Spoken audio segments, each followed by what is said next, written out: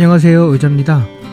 오늘 내용은 제가 말하는 거에 따라서 사실 기분이 좀 나쁠 수도 있고, 너가 살 집이 있어서 뭐 자랑하는 거냐라고 얘기할 수도 있고, 아니면 다 모든 거에 너의 뇌피셜이 아니냐라는 뭐 통계적인 근거가 없으니까 그렇게 얘기할 수도 있지만, 제가 살아가면서 깨닫고 제가 어떻게 보면 깨달음을 얻어서 지금까지 온 이유를 근본적인, 왜 너만 가난한지, 왜 너만 집이 없는지, 그리고 이거를 왜 벗어나는지 못하는지에 대해서 제가 오늘 한번 설명을 드려볼게요. 그래서 오늘 제가 이 주제를 잡았을 때 듣고 나서 좀 뭐랄까, 저런 시각도 있구나, 저렇게 생각해서 내가 여태까지 참 이런 생각을 못하고 생각한 거고 살아온 거에 대해서 좀 깨달음을 얻기를 원해서 제가 오늘 이 내용을 준비를 했습니다.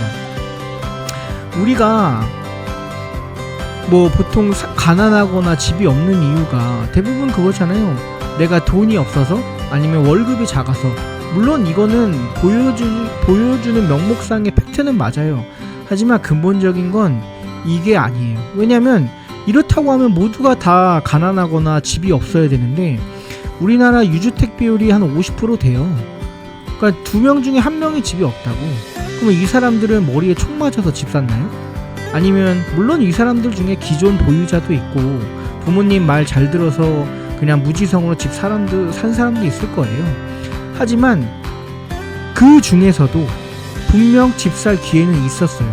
특히나 80년대 90년생들은 분명히 기회가 있었는데 안 샀단 말이야. 뭐 물론 2000년생은 지금 기회조차도 없었으니까 이거는 논외지만, 물론 이분들한테도 기회가 올 거예요. 근데 왜 이 사람들은 그러면 집을 샀을까?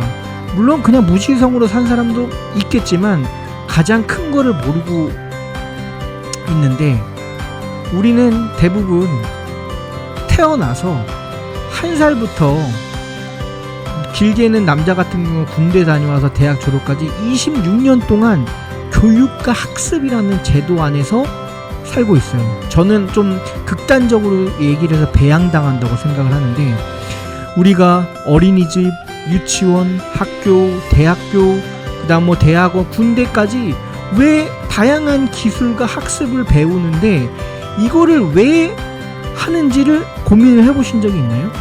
근본적인 원한은 산업혁명 이후에 우리가 흔히 말하는 엘리트, 자본가, 고용주, 사업가들이 이 모든 게 우리의 생산성을 높이기 위해서 교육과 배움이라는 행동을 했다고 얘기하면 여러분 뭐 너무 비약적이지 않냐라고 생각을 할 텐데, 자본가나 고용주 입장에서는 우리는 값싸게 쓸 수 있는 노동력이에요. 과거에는 내 노동력을 실제로 내가 직고용해서 노예끼리 결혼시켜서 집도 주고 했지만, 이제 내가 더 많은 부를 쌓고 자본을 쌓기 위해서는 그걸로는 안 돼. 회사라는 걸 만들어서 월급을 주면 알아서 집도 구하고 결혼도 해서 애도 낳고 아프면 지가 병원 가서 다 한단 말이야. 새로운 제도가 생겼어. 해보니까 사회라는 시스템이라는 걸 만들어야 되고, 인간이라는 한 명을 뭐 공교육을 통하든 사교육을 통하든 교육을 통해서 대화가 가능하고 거래가 가능하고 그 다음에 기술을 알려줬더니 이제 월급만 줘도 이 사람들이 나를 위해 일을 하는구나. 그러면 최소한의 교육은 필요하구나. 물물 교환을 하기 위해서는 최소한의 사람이 기본적인 교육을 필요하겠네. 그리고 은행을 입장에서 생각을 해도, 은행은 남의 돈을 빼서 그 사람들은 그 돈 가지고 수익을 내야 되는데, 이 사람들 입장에서는 최소한의 이자라는 개념, 복리라는 개념 정도, 은행한테 돈을 맡기면 돈이 어떻게 도는지에 대한 최소한의 교육은 해줘야지만 사람을 배양을 할 수 있겠구나. 결론은 뭐다? 싸게 노동력을 착취하기 위해서 우리는 배움이라는 시스템 안에 그냥 갇혀 있다고 생각을 해요. 자, 그러면 내가 최소 20년에서 30년 동안 인성, 예의, 제도, 수학, 과학, 언어, 자격증이라는 생활 속에서는 여러 가지 알려주고 옆에서 도와주고 해. 근데 그 30년 동안 어디에서도 주식, 채권, 환율, 예금, 저축, 부동산, 나스닥 이런 거에 대해서는 30년 동안 아무도 안 알려준다고. 왜 안 알려주겠어요? 그렇게 실제로 내가 나와서 살아보니까 제일 중요한 거는 결국 돈에 대한, 인플레이션에 대한 내 자산을 지키는 방법에 대해서만 알면 되고, 사실 26년 동안 배운 나의 배움은 내가 들어간 회사나 내가 가지고 있는 사회생활에 한 신입사원 6개월이면 끝나는 정도의 분량이더라고. 근데 왜 이 사람들은 안 알려줬을까? 자, 여기서 의구점을 하나 가져야 돼요. 두 번째, 우리 부모님한테도 그렇게 배우지 않았어. 우리 부모님도 나한테 안정적인 직업을 가져라, 주식 같은 거 하지 말고 저축해라, 그리고 뭐 때 되면 결혼해라, 때 되면 애 낳아라, 이런 것만 알려주지 돈에 대한, 자본에 대한 시스템에 대해서는 나한테 가르쳐주지 않는다고요. 결론은 뭐예요?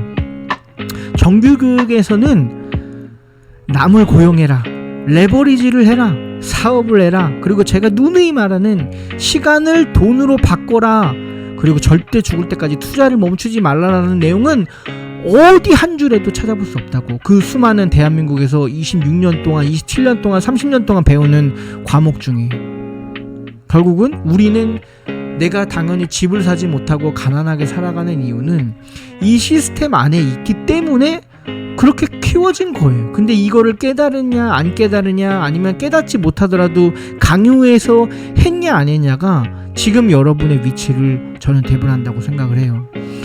그래서 극단적으로 얘기하면 민주주의나 공산주의에 대해서 배우면서 자유를 부르짖는 거는 많이 배웠어. 그래서 막 선거나 이런 거에 대해 막 정치 얘기는 열심히 해. 근데 금융지식이랑 자본주의에 대해서는 절대 배우지 않았다. 그냥 제목만 알지, 언어에 대한 정의만 알지 자본주의는 배우지 못했어요. 참 이게 저는 제일 안타까운 거라고 생각을 해요. 우리가 대학교까지 배운 과목 중에 전공에 일치해서 일하는 사람이 얼마나 될까요? 없어요. 거의 없어. 저는 뭐 운이 좋게 학교에서 배운 거를 지금 현재 이제 개발 일을 하고 있지만, 제가 대학교 때 배운 기술력이라는 거는 사회생활에서 26년 동안 배운 기술이 사회생활 동안에 쓰는 거는 한 6개월 정도의 숙련도라고 해야 되나? 그만큼 의미가 없다고. 그래요. 결론은 사회 시스템에 의해서 이렇게 나를 만들었다. 자, 그럼 이 시스템이 어떻게 나를 거지로 만들어가는지 한번 제가 부동산으로 예를 드릴게요. 다른 것도 예를 들어드릴 게 너무 많은데 부동산으로 얘기를 해드리면, 자, 우리가 집 살 수 있는 방법이 뭐가 있죠? 보통 청약 아니면 매매 두 개밖에 없죠. 뭐 증여 이런 거는 뭐 부자가 하는 거니까 논외로 치고, 청약 아니면 매매예요.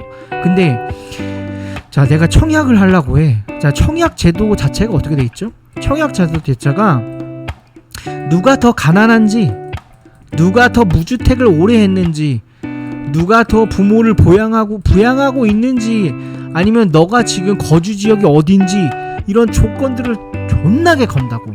그리고 나서 가장 어려운 사람한테 청약을 줘요. 그러니까 사실 집을 사고 싶지만 살 수 없는 제도가 여기 안에 들어가 있어. 그 청약이 이런 제도가 있는지도 모르는 사람이 너무 많죠. 왜 학교에서 안 알려주잖아. 그리고 매매를 하려고 했더니 어떻게 되죠? 매매를 하려고 했더니 집이 10억이야. 근데 대출을 8억밖에 안 해줘. 아니면 7억밖에 안 해줘. 내가 3억이 있어야 되네? 없잖아. 못해. 그러니까 집을 못 사는 시스템 중에 살고 있어. 아, 그러면 내가 돈이 없으니까 돈을 모아서 사야겠구나 하면서 전세를 들어가. 그럼 보통 매매가의 10억에 50%니까 5억이고, 5억은 뭐 여기에 80% 나오면 난 1억만 있으면 일단은 내가 사고 싶은 집에 살 수 있네? 그러면서 이제 전세에 1억을 들어가고 산단 말이에요. 그러면 여기는 아까 대출 8억에 내 돈 2, 3억이 있어야 되지만 여기는 1억에 대출 받으면 살 수 있으니까 당연히 전세를 살죠. 그렇다고 전세가 나쁜 건 아니야. 당연히 현실적인 방법이고 목돈을 모을 때까지는 전세를 살아야 되지만, 그렇게 살다가 실제로 돈이 모았을 때도 안 산다고.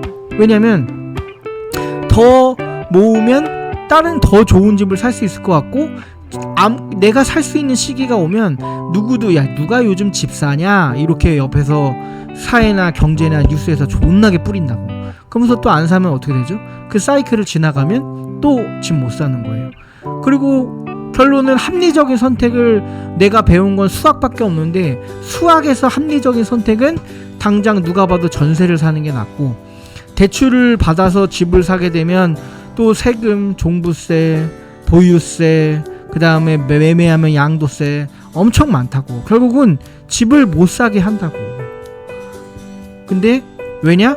내가 학교에서 배운 게 없고 26년 동안 내가 배운 거는 국어, 수학, 영어, 그 다음 대학교에서 배운 건 전공만 배웠지 청약, 전세, 매매, 대출, 세금, 그리고 사람의 심리 이런 건 안 알려주잖아. 그러니까 사회 시스템이 그래.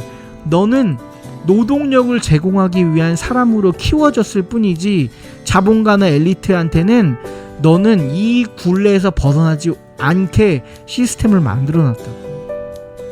제가 너무 비약적이었나요? 아니요. 근데 이거를 깨닫고 이거를 알고 나서 내가 정말 시드가 모였을 때 현실적으로 내 월급에 해당하는 자산을 사고 부동산을 사든 아니면 저처럼 채권을 사든 돈이 나를 일하기 위해서 어떻게 하면은 굴릴 수 있는지를 공부를 해서 가난을 탈출하기 위한 거를 깨닫게 하고 깨달아야 되고, 그리고 나서 쉬마에서 인플레이션을 공부를 하고 규모의 경제, 즉 돈의 레버리지를 어떻게 일으키는지 이런 것들을 하나하나 늦었지만 사회 시스템에서 알려주지 않는, 자본가와 엘리트가 고용주가 나한테 알려주지 않는 내가 스스로 깨닫고 이 가난을 벗어나기 위한 공부를 내가 스스로 해서 나와야 돼요. 그러지 않으면 오늘 제가 말씀드리려고 했던 가난은 끊을 수가 없어요. 그래서 저는 아까 말씀하신 전세 있잖아요. 전세 내가 3억 5천 대출 받고 내 돈 1억에서 4.5억에서 5원을 전세 그 집 가진 사람한테 주면 5억은 그 사람을 위해 일하는 거잖아요. 나를 위해서 일하는 돈은 단 1원도 없어. 그러니까 전세는 절대 살면 안 됩니다. 최소한의 시드를 모을 때 사회초년생 때 살 수는 있었어도 절대 전세를 살면 안 되고, 어떻게든 부모님한테 빌 붙어서 살든 아니면 신혼 때 1, 2년 사는 거는 어쩔 수 없지만 결국은 집을 사야 되고, 그럼 지금 집 사라는 거냐? 그건 아니에요. 집을 살 때는 시기가 올 거 아니에요. 제가 2017년에 집을 산 것처럼 저도 또 살 거예요. 사이클이 오면. 언제? 전세가랑 매매가가 많이 가까워졌을 때 인플레이션과 규모의 경제와 레버리지를 일으켜서 살 거라고. 이 모든 걸 고려해서. 그러니까 최소한 저도 제가 아는 선에서는 공유를 해드릴 거지만, 제가 백날 얘기해도 오늘 이 얘기를 듣고도 깨달음을 얻지 못하고 행동으로 옮기지 못한다고 하면 결국 제자리가 될 거라고. 오늘 제가 좀 어떻게 보면 좀 뒤에 가서 맥락이나 아니면 내용이 참 짜임새가 좀 부족해서 내용이 어렵거나 이해가 안 되거나 기승전결이 딱딱 맞지 않을 수 있지만, 결론은 내가 이 사회 시스템이 나를 노동력으로 만들려고 하는 거에 대한 개념에서 깨달음을 얻어서 내가 스스로 내가 발전하는 시스템, 자본주의에 대해서 공부를 해서 이 가난을 탈피하기 위한 행위를 하지 않으면 나는 계속 그 자리에 머무를 거다. 이 얘기를 하고 싶었습니다. 감사합니다.